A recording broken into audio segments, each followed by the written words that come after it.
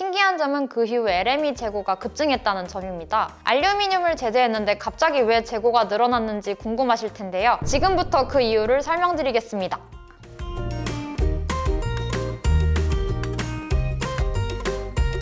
안녕하십니까? 똑소리 나는 원자재 투자 옥지혜입니다. 여러분, 2022년에 러시아가 우크라이나를 침공한 사건 기억하시죠? 러우 전쟁과 관련해서 2023년 12월 영국이 러시아 금속 제재를 발표했는데요. 오늘은 그 제재가 알루미늄과 팔라듐 가격에 어떤 영향을 주었는지, 또 어떤 영향을 줄 수 있는지 살펴보겠습니다. 2023년 12월 14일 영국 정부는 영국 시민과 영국 기업의 러시아 금속 거래를 금지했는데요. 구리, 니켈, 알루미늄, 납, 아연, 주석, 코발트, 그리고 다이아몬드가 제한 대상입니다. 새로운 조치의 목적은 분명합니다.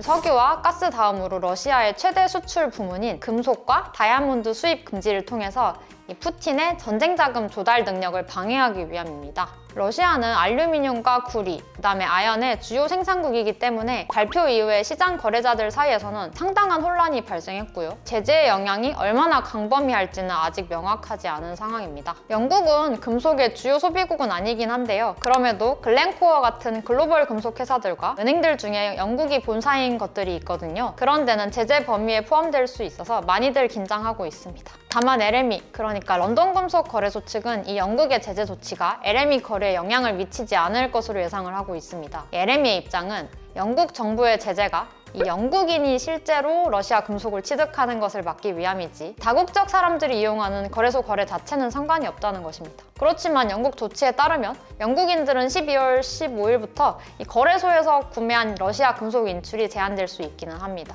한 가지 다행인 점은 이전에 영국에서 이번과 비슷한 러시아 무역 제한 조치가 발표된 적이 있어서 이 LME 측은 예전부터 러시아산 금속의 영국 창고 배송을 제한해 왔다는 것입니다. 따라서 현재 영국의 LME 창고에는 이 러시아 금속이 존재하지 않아서 그런 측면에서 크게 문제될 것은 없을 것으로 보입니다.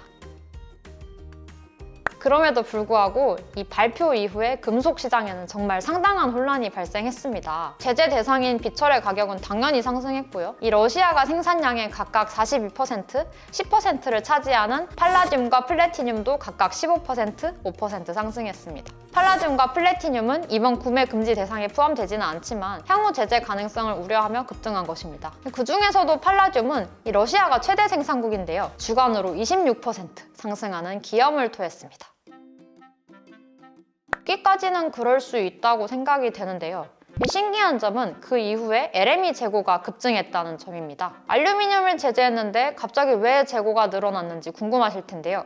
지금부터 그 이유를 설명드리겠습니다. 러우 전쟁 이후에 러시아 금속에 대한 국제적 제재는 사실 크게 있지는 않았는데요. 그럼에도 불구하고 이 사적인 제재의 의미로 많은 바이어들이 러시아산 알루미늄을 기피하고 있었습니다. 러시아를 제재하고 싶은 사람들이 이 LME 측에 러시아산 알루미늄 거래를 금지해달라고 요청했지만 LME에서는 그 의견을 수용해주지 않았고요. 그 결과 시중에는 사용되지 않는 금속들이 LME 창고에 쌓이게 되었습니다. 그 이유는 LME가 금속의 국적을 가리지 않고 보관할 수 있는 평등한 장소이기 때문입니다. 그런데 러시아산 금속을 LME에서 금지하는 것이 과연 옳은 것인지에 대해서는 좀 의견이 분분할 수 있을 것 같습니다. 러시아산 금속 거래를 찬성하는 사람들의 의견은 이렇습니다. 먼저 러시아 알루미늄은 전 세계의 무려 6%를 차지하는데요. 이렇게 큰 비중을 지닌 생산국을 공급망에서 제거했을 때 시장 유동성이 심각하게 파괴될 수 있습니다. 또 러시아 금속을 모두가 배제하는 것은 아닌데요. 유럽이나 미국 바이어들은 러시아 금속을 자체 제재하고 있지만 인도나 중국 같은 경우는 러시아 금속에 대해서 딱히 반감이랄 게 없어서 이 전쟁 발발 이후에도 쓰고 있거든요. 그렇기 때문에 이 러시아 금속 제재가 미국의 알코아나 이제 유럽의 노르스크 하이드로 같은 알루미늄 기업들의 이익을 강화해줄 뿐이지 딱히 시장 참여자들한테는 도움이 안 된다는 의견이 있습니다. 반대로 러시아 금속 금지를 주장하는 쪽에서는 이 러시아의 알루미늄 대기업인 루살의 수익원을 끊어버림으로써 러우 전쟁의 자금원을 차단해야 한다고 말하고 있습니다. 그리고 아까도 중국 사람들은 러시아산 알루미늄을 잘 쓰고 있다고 말씀드렸는데요. 시장 수요자들이 기피하는 이런 러시아산 알루미늄이 헐값의 중국이나 이 LME 창고에 덤핑되면서 알루미늄 가격이 저평가되는 일이 일어날 수 있다는 것도 우려되는 점입니다. 어느 쪽 의견이 더 맞다고 생각하시나요? 러시아 금속의 금지 여부는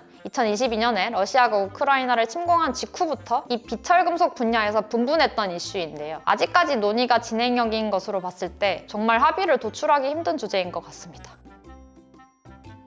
한편 LME 알루미늄 재고는 12월 14일 44만 톤에서 1월 2일 56만 톤으로 2주 만에 거의 20% 넘게 증가했는데요. 재고가 지나치게 많아지면서 알루미늄 가격도 하락하게 되었습니다. 비슷한 시기에 이 알루미늄의 원료인 보크사이트를 생산하는 기니에서 공급 차질 이슈가 발생하면서 가격을 금방 회복하기는 했지만요. 러시아 제재 발표 이후에 이 알루미늄 가격이 급등했다가 다시 하락하는 일련의 상황을 보고 있자면요. 나중에 팔라듐이 제재 대상에 포함되었을 때는 어떤 지각 변동이 일어날지 궁금해집니다. 팔라듐은 러시아가 최대 생산국인 금속인 만큼 가격이 크게 상승할 것으로 보이고요. 그때의 상승세는 하루에 끝나는 게 아니라 한동안 지속할 것으로 예상됩니다. 2022년 러우 침공 당시에 팔라듐 가격이 크게 올랐던 것처럼요. 2022년 연초부터 이 러시아가 우크라이나를 침공한다는 소문이 있었는데요. 차트를 보시면 연초부터 슬금슬금 올랐던 팔라듐 가격은 이 러시아의 실제 침공 소식 직후에 급상승했고 그 뒤에 3개월에 걸쳐서 가격이 하락하면서 연초의 가격을 겨우 회복했습니다. 그래서 플래티늄이나 팔라듐에 이런 국제적 제재가 가해진다면 2022년 차트 모양이 다시 반복되지 않을까 예상되는 부분이 있습니다.